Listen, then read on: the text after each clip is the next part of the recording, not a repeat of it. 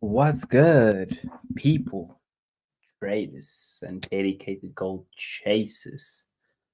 Welcome back to another backtesting live with me, with Marcy at the Modern Day Trader. And this week, I'm fucking excited, man. I'm fucking excited. Let's go. Let's go. Let's fucking go, man. And I'll show you guys why I'm quite excited about this week's backtesting. I'll show you in a minute. But first, I hope you guys are having a wonderful week. Just a midweek drop in with your boy. Yeah, just came off Sam's live and was pretty in depth. Shout out to my boy Sam. If you haven't yet, check it out. It's pretty in depth if you are trading smart money concepts. Pretty dope. Really dope. And I love it. I love the work going in. Just nothing else that you can ask for, you know what I mean? So yeah, without further ado, let me actually just share my screen.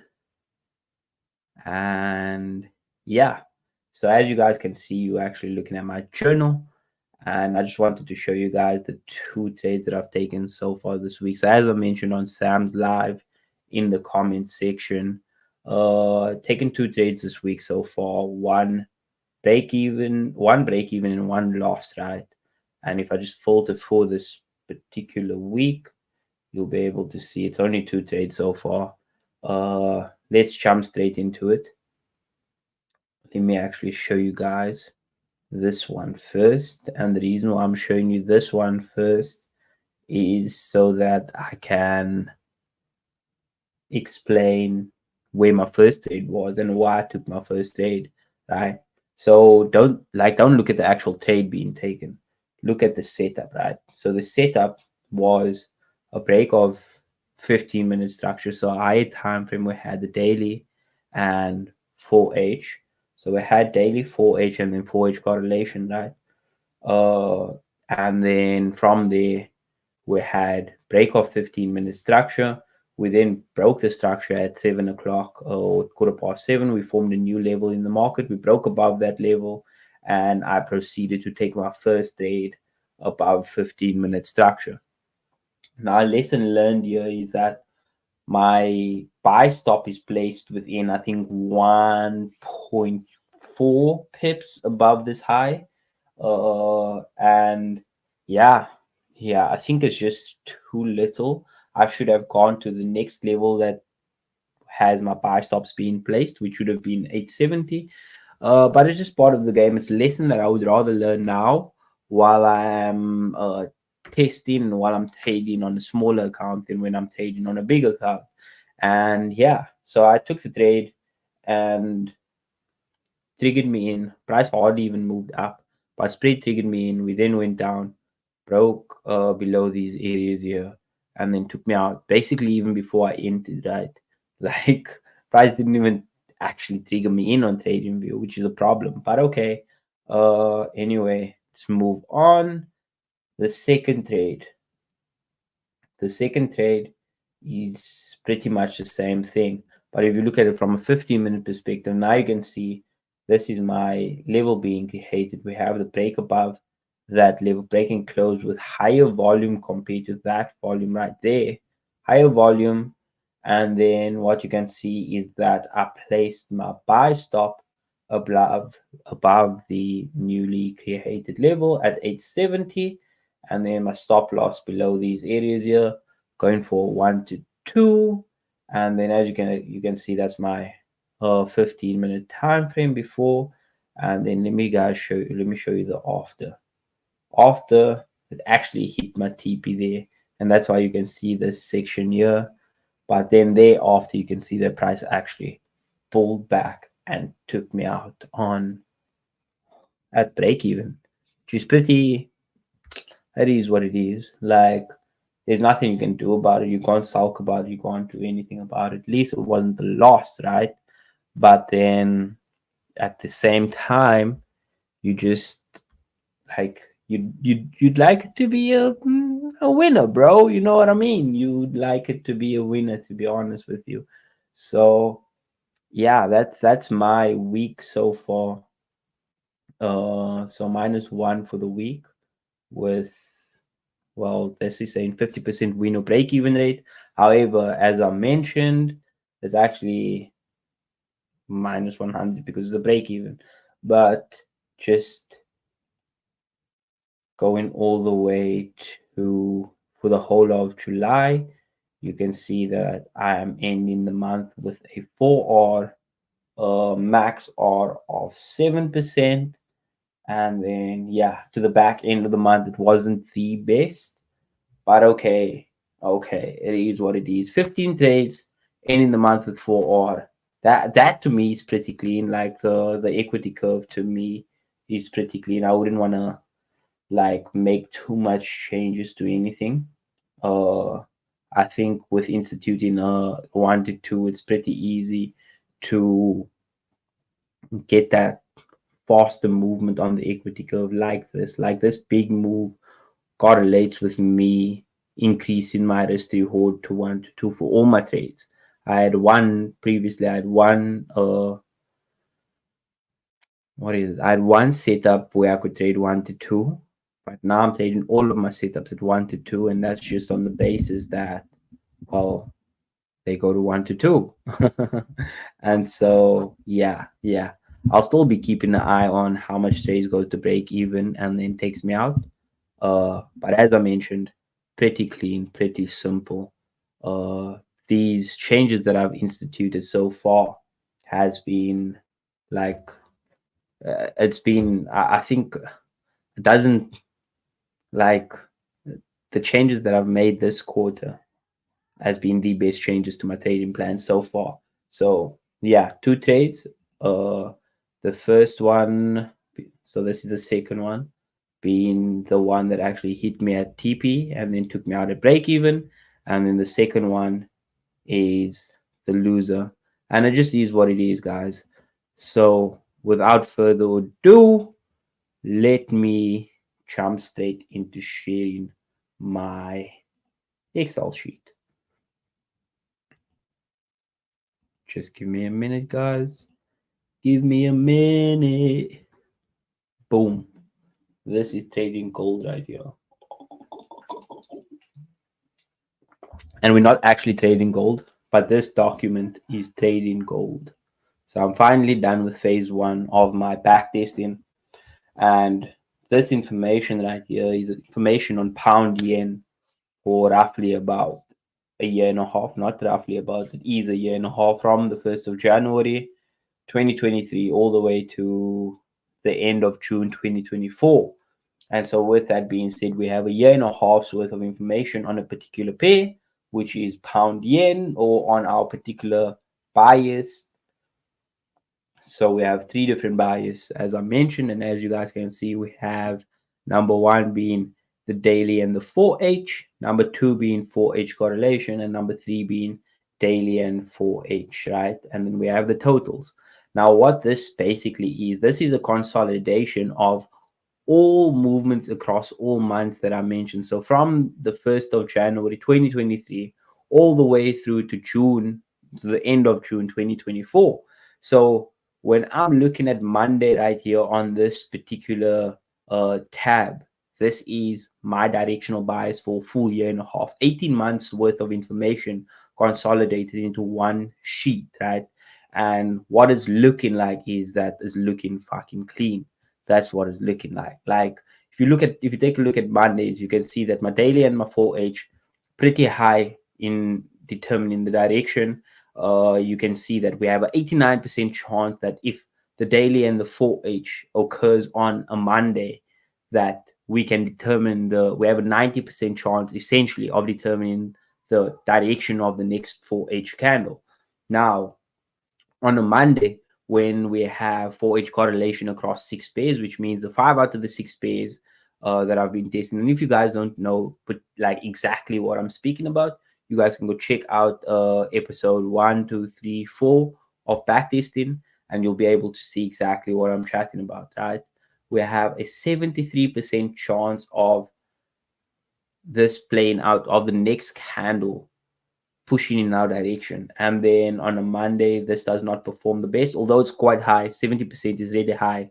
It's the worst out of the three directional bias. So daily and 4H plus 4H correlation, we have 70% of a chance playing out. And what that basically means is that on a Monday, we have a 73% chance of determining the direction of the next 4H candle, which is brilliant.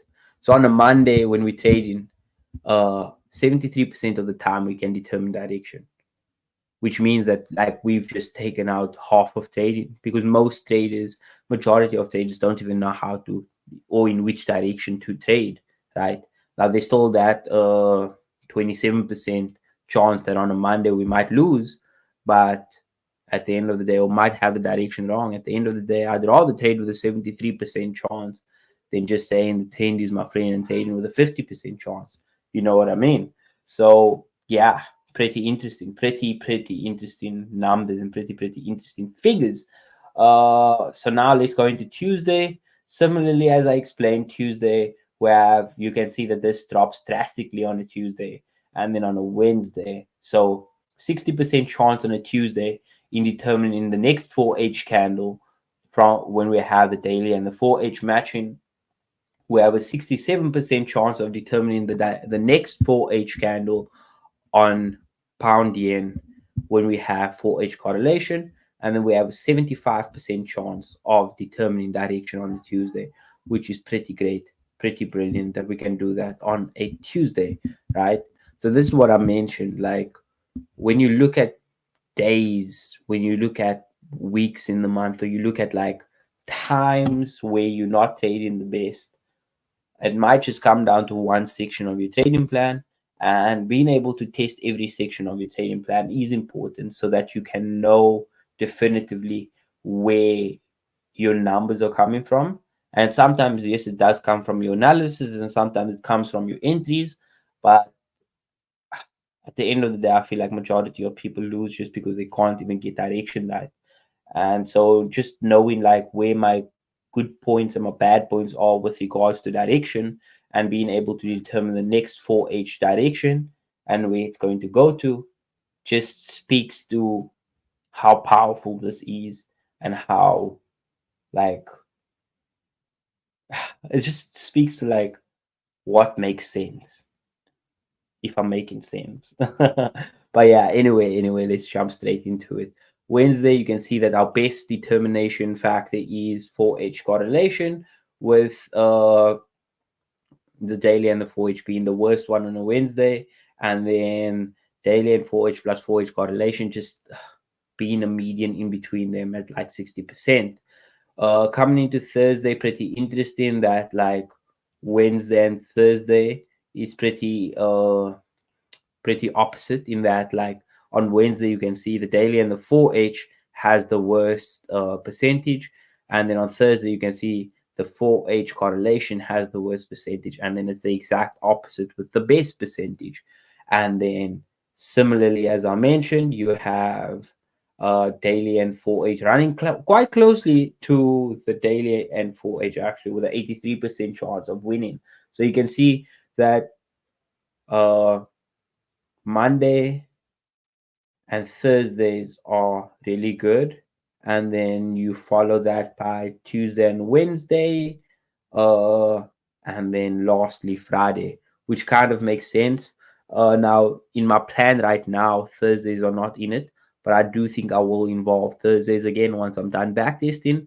But I'll mainly involve it with the daily and the 4H, and then the daily and 4H plus 4H correlation. I won't be trading 4H correlation on its own on a Thursday, just because the percentage is that low, and it just doesn't make sense to trade 50% on any particular day. Now there might be like when I get to the weekly console, you might be able to see that there's certain Thursdays or certain maybe it's a week 2 Thursday on a particular month or whatever the case may be that outperforms like every other Thursday. And if that's the case, then I will keep it. If not, then I will just fully remove 4H correlation on a Thursday. Similarly with this on a Wednesday, just because it doesn't make sense keeping something that only gives you a 50% chance of determining direction when you can see that all of these all the others are well above, either on 60 or well above 60% chance of like giving you direction. So just keeping that in mind and really playing to your strengths and trying to mitigate those weaknesses. Getting into Friday being the last day of the week, you can see that we have a 63% chance of determining directional bias with the daily and the 4H, 63% chance of determining directional bias for 4H correlation, and then a 73% chance when we have them both. And then that gives us a total of 67%. So even on our worst day of the whole week, you can see that we have a 67% chance of determining directional bias. Just give me a minute, guys.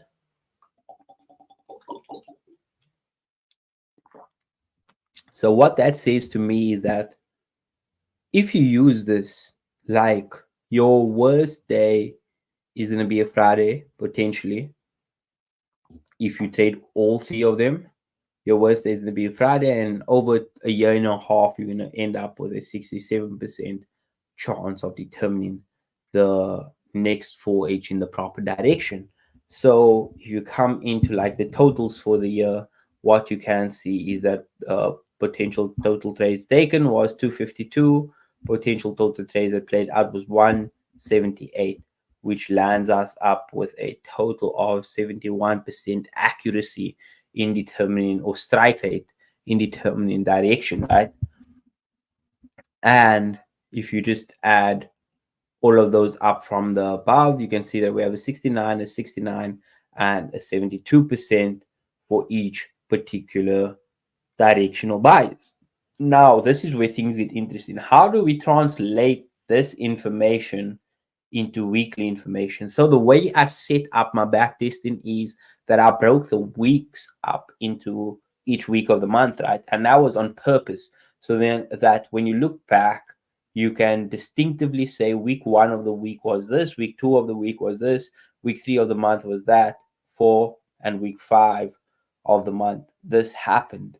And the reason why I did that is so that when I pull them all together, I can definitively say this is how week 1 performs, week 2 performs, week 3 performs over a large sample size of 52 weeks for 1 year, and then 52 divided by 2 is 26. 26 plus 52 is 78. Over 78 weeks, right?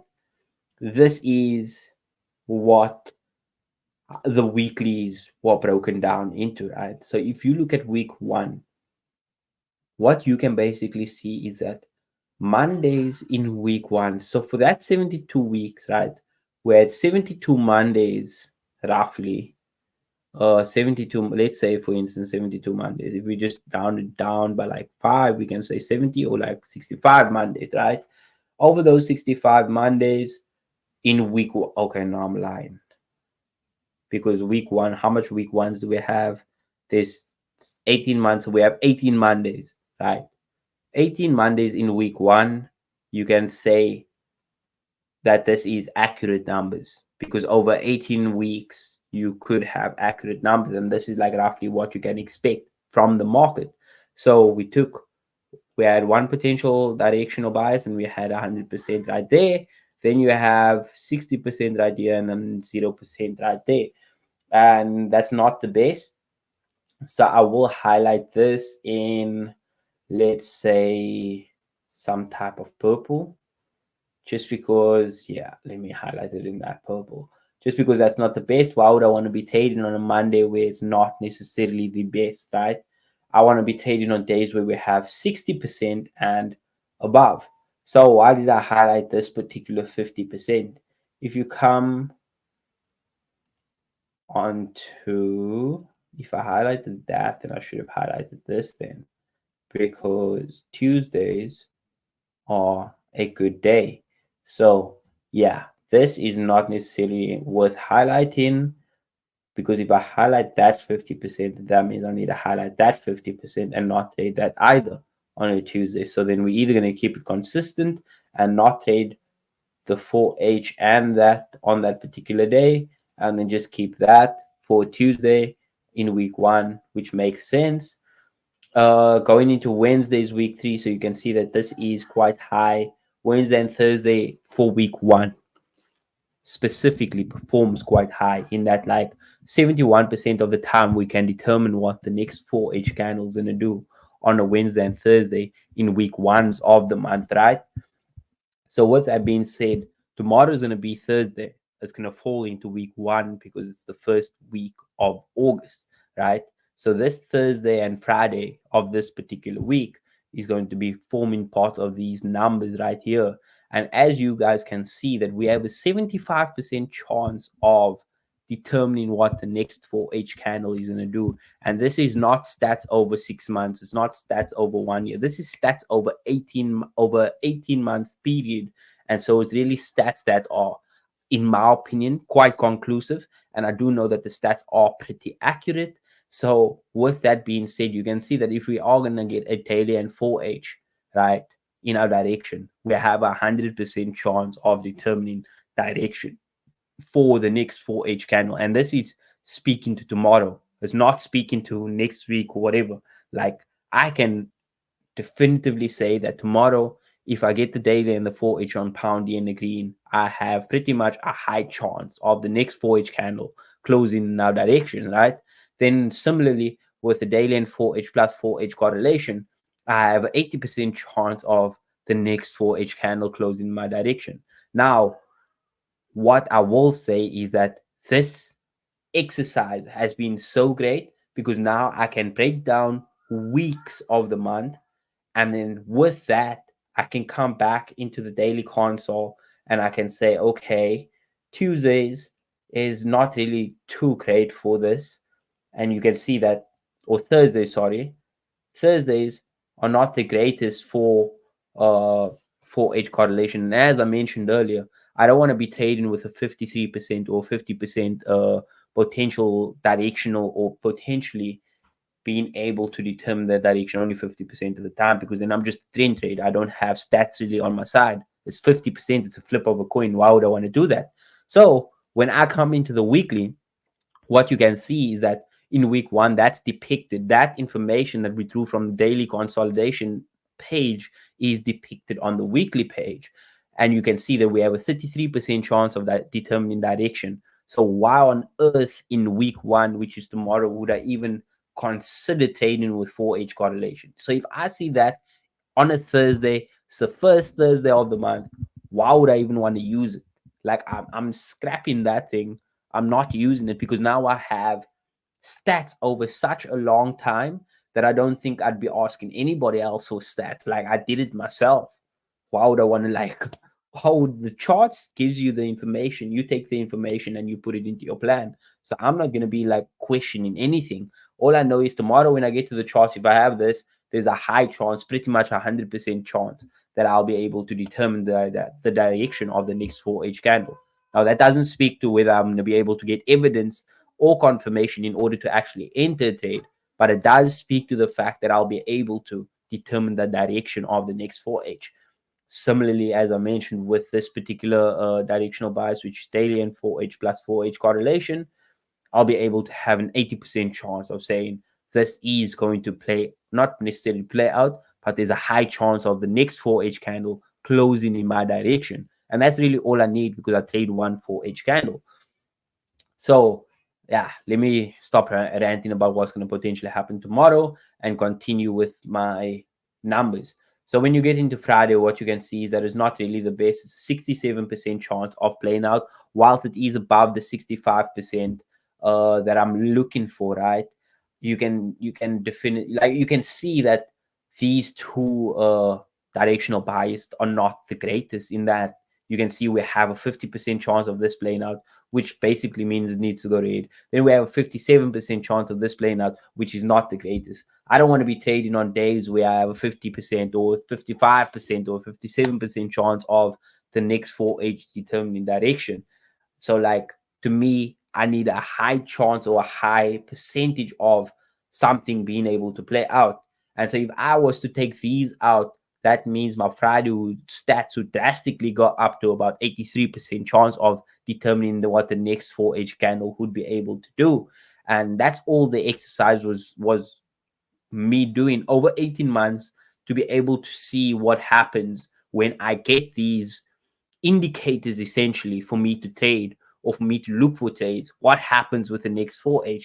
Now I have the information. Now I've extracted the information. How do I effectively use that in the live markets? It's being able to just have all of these thoughts, put it down on paper, extract the information, put it into a trading plan, and use it for trading. So, with that being said, week one, we had a 67% chance of determining directional bias. And I do think it's going to get better as we remove all of these weak days, weak types of directional bias on a particular day. And when we remove it, yes, the trading plans and they get very in depth. Yes, it's going to mean I'm going to have to read it every day. But what it does mean is that like I'm more likely than I'm not going to position myself and place myself in a place where I'm going to be able to take higher quality trades, possibly less trades, but higher quality trades in that I'm going to be winning more often than not. So, yeah, jumping into week two, which is pretty much my best week,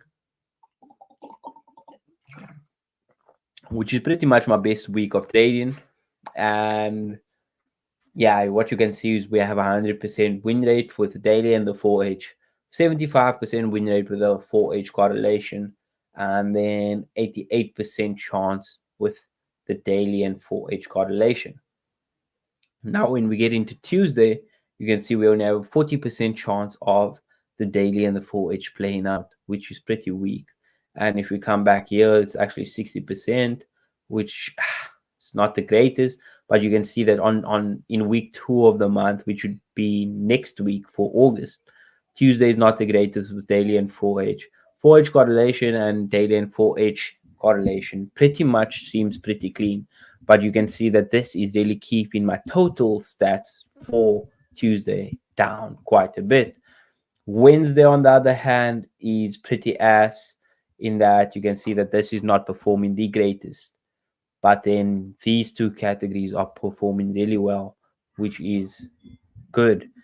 Now, as I mentioned earlier, I will be keeping on to this particular week, which is Tuesday, week 2, 4H correlation on a Thursday. I'll be holding on to this particular directional bias. And I think this is the only week where I'll be holding on to it just because it is 100%. And as I mentioned, the sample size is pretty big. Although it's only 2 trades, the sample size that I have over the year and a half is pretty big with regards to 18 months, bro. 18 months. So yeah, I'm really looking forward to trading next week just because it is the best week that I have pretty much in the markets. Week 2 and week 4 is pretty much my best weeks in the market. So yeah. We have a 74% win rate in week 2. And then just jumping straight into week 3. Now, week 3, you can see there's a lot of raids, and that's just due to me not trading whole days. So you can see that this day, although we have a 67% year, maybe I can leave this out just because that is 67% still. So although I'm not trading Fridays, I will still be trading the daily and 4H plus 4H correlation because Fridays are pretty decent for daily and 4H. And you can see that the percentage right there is pretty decent. And so with that being said, we're not trading the whole of Wednesday because you can see the numbers are ass. We trade in Fridays, but only 4H daily and 4H plus 4H correlation. And then for Mondays, we are trading 4H correlation and daily and 4H. And then on Tuesdays, we'll be trading the daily and 4H. I feel like it's so monotonous speaking through it, but I just think like the information that you're extracting from the document and from doing the exercise is important. And doing this exercise is hella long. It's literally taken me like 5 weeks live on YouTube to finish this. And yeah, but it's so important. So important. you can see that in week 3, I'm pretty much only going to have 1, 2, 3. I don't know if I can even count Friday, but 4 trading days, just because Friday I'm only going to have one directional bias from that. But yeah, what you can see is that this week 3 has a 60% chance of playing out, which is pretty darn weak. And yeah, that's definitely not the best stats. But when you get to week 4, my best trading week of the month, 80%.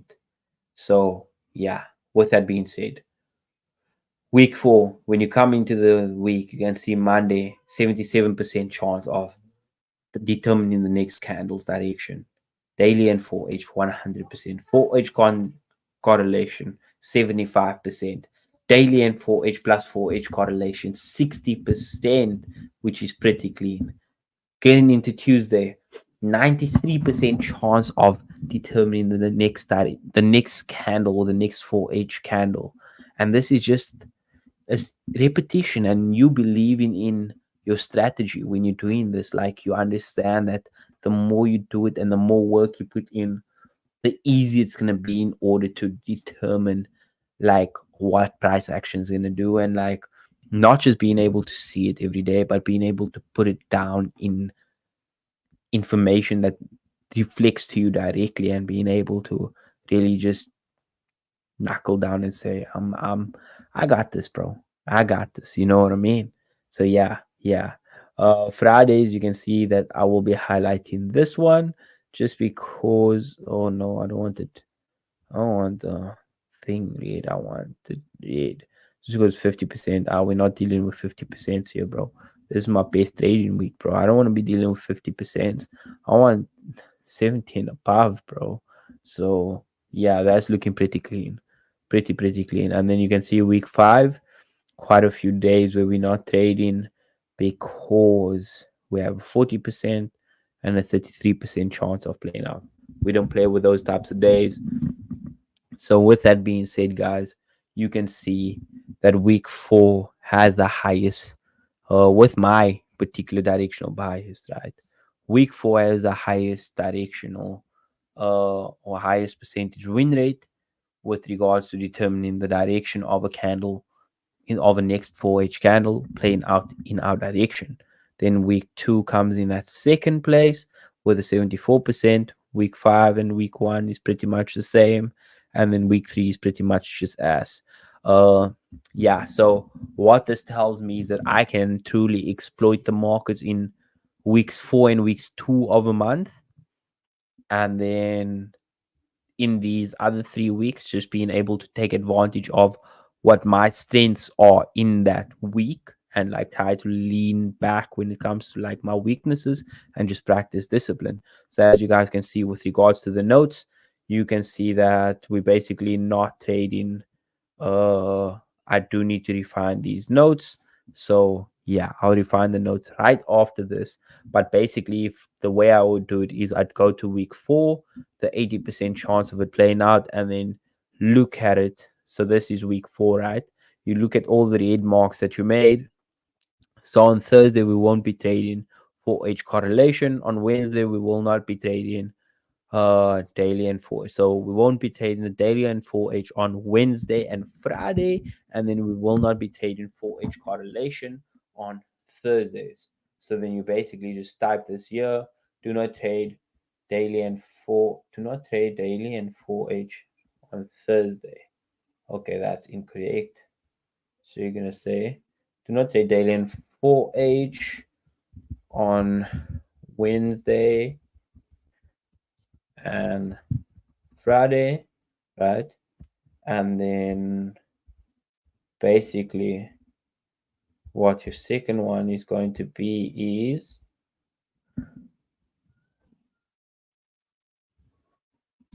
you're not trading, do not trade 4H correlation on Thursdays. And that's all it really is.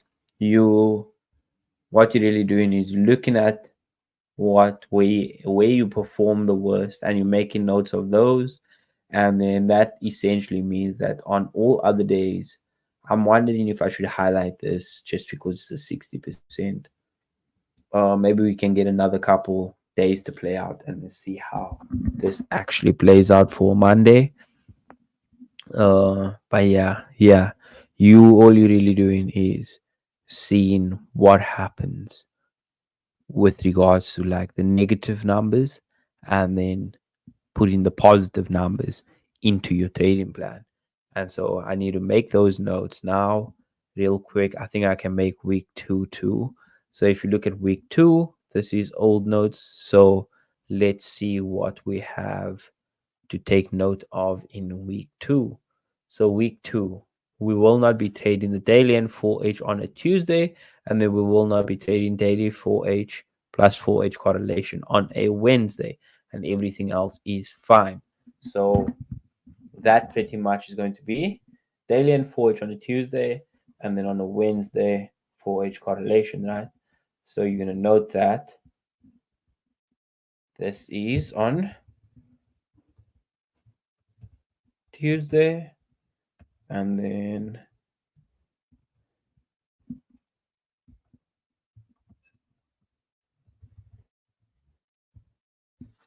why does it keep on doing that?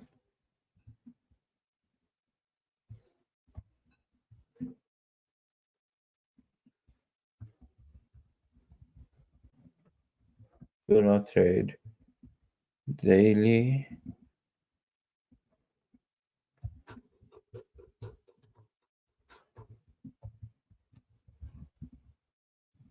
plus 4H